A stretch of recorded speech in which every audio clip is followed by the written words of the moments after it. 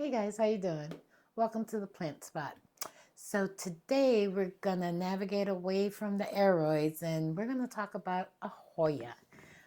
She's one of my favorites. I love the big leaves. So if you like this type of content, stick around.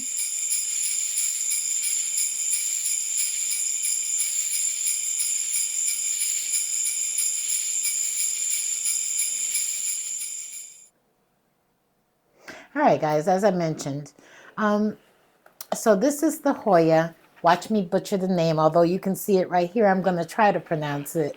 It is the Pottsii Khao Yai. I think that's how you say that. Anyway, I got this Hoya as a two-leaf cutting from a young lady who was looking for the glass that goes in the IKEA cabinets. And back last year in November, I sold her the glass and she brought me some Hoya cuttings. This started off as a two-leaf cutting for me, and I started it in pond. Now, this Hoya, from what I understand, is native to I have notes here in case you see me looking to the side, is native to the Khao Yai National Forest in Thailand. It says that the leaves can range in size from 4 to 6 inches long and 2.5 inches to 4 inches in width. I think I believe that based on the size of this leaf. This has not flowered for me. I understand that the flowers are kind of like caramel colored and the tip is a little darker. They also say, from what I've read, that it's the scent is very strong. So I'm curious to see when mines will bloom.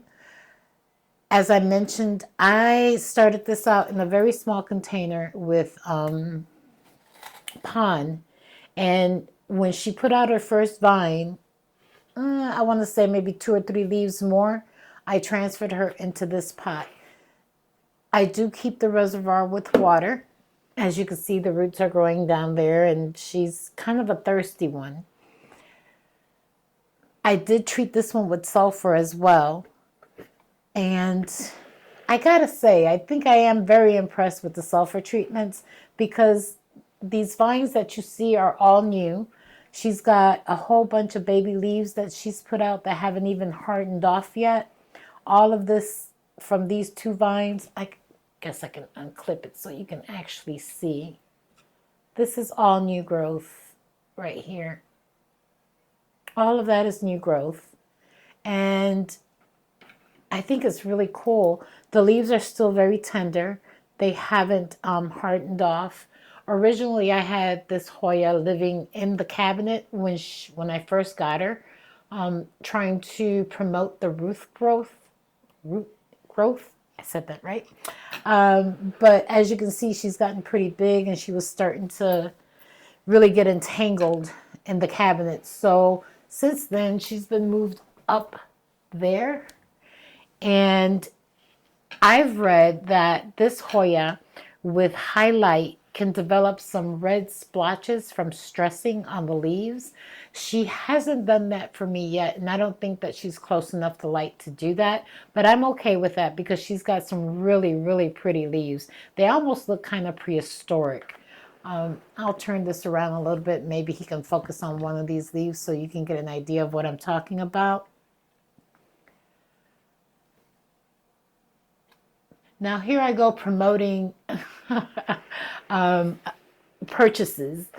This Hoya, for me, because I got it as an unrooted cutting, it was a little bit slow to grow. It took a long time to root. But once it did root, it took off. I would recommend this Hoya to a beginner simply because it's easy to grow. If you could find yourself one that's already rooted, you don't necessarily have to grow her in pond. You could literally grow her in a nice chunky aeroid mix and she would do just fine. I don't think that this Hoya needs high humidity because I pulled her out of the cabinet. The cabinet usually maintains, now in the wintertime, about 65, 70 when everything is watered, and it can go as low as 55% humidity. I pulled her out of there without any transition time, just straight out the cabinet and up to the top of the shelf, and she's doing fine. I don't know if it's because she's in pond and her roots keep that, I guess you could say, moisture. That might be part of it, but I have not found any challenges with this one. Now, for the expert Hoya growers in the group, I think our challenge would be to actually get this to bloom. It's my understanding. I checked out Doug at Vermont Hoya. I reference his page a lot because he's got some really good information there. From what I gathered, he says it took him 3.5 years to bloom this Hoya. And for him, it was a matter of letting it run wild, not having it trellised, letting it, do its own thing and climb and do what it wanted to do. Obviously, he has his in the greenhouse, and I guess he's afforded that space to do so. I unfortunately need to try to keep her a little contained, although, as you can see, she does have some vines that are going whichever way they want, and they've been crawling the top of the ceiling like some of the other ones are doing up there, which will, again, I'll have to get those under control. But overall, as far as Hoyas go, and one of the things I hear people say is that Hoyas are boring, that there's nothing really unique about them. This is one of those Hoyas that will probably change your mind. The leaves are gorgeous. She grows beautifully. She puts out new growth fairly quickly when she's happy. And I think you would enjoy growing this one. So let's give this Hoya, I'm going to just call it Pottsii. This is a lot easier. Give the Hoya Pottsii a try. I like to surf online a lot and look at different plants and see who's got what and who's selling what. I don't think I've seen this one like on the regular little plant shops that I like to purchase from online, but I have seen them on Etsy. You could potentially find a cutting of this, I would say double digits, but it's one to try. So that's all I have for you today, the Hoya Pottsii. If you're a leaf girl like me, you're going to love this one. Don't forget, like, subscribe, and comment. Talk to you real soon. Bye.